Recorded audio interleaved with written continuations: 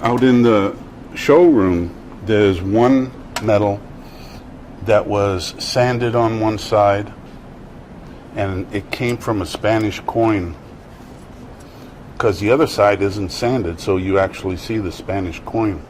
And that's in the display room where we just came from.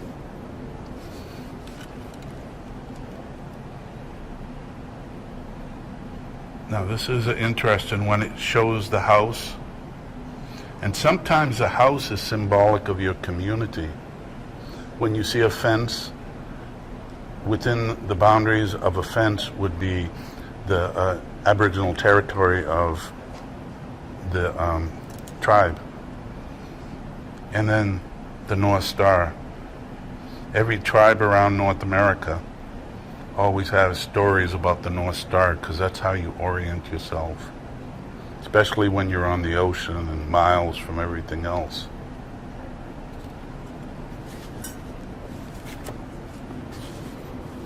There's other ones there, but I think we have more material.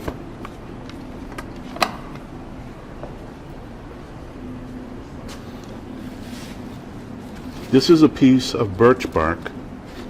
Now, it's curled inside out. It naturally curls after it's dried.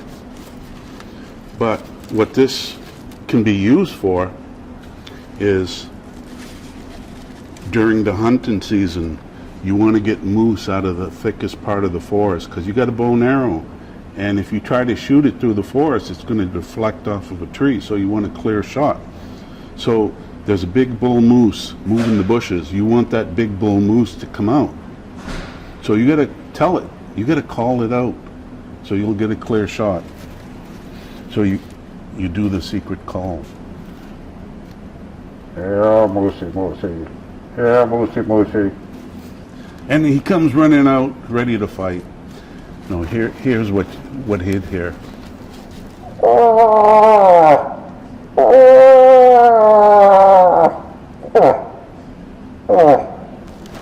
So that would get a big bull moose angry, and he'd be coming out for a fight, because it's a rut season.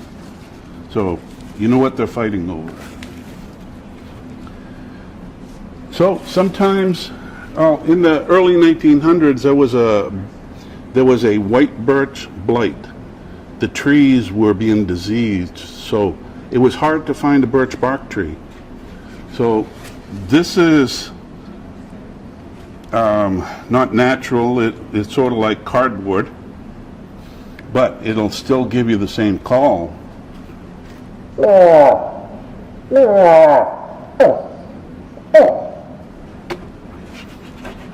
So it's a moose call, and if you know how to call other animals, there's a muskrat call, there's a deer call, there's all kinds of different types of calls. This is a birch bark. It's like a place to store jewelry. And here he's telling the story. They're hunting the ducks. You can see him in the canoe. He took the ducks to his village, and somebody cooked the ducks. And here he is hunting the deer or the moose. So a lot of them have stories, and the birch bark is inside out, so the design can be etched on there. A lot of times these are weaved with spruce roots. Other times nails were used, but the ones you see with spruce roots, those are the really old traditional style. These are moccasins. Moccasin is an Abenaki Algonquin word, which means shoe. And here we have a dancing shoe.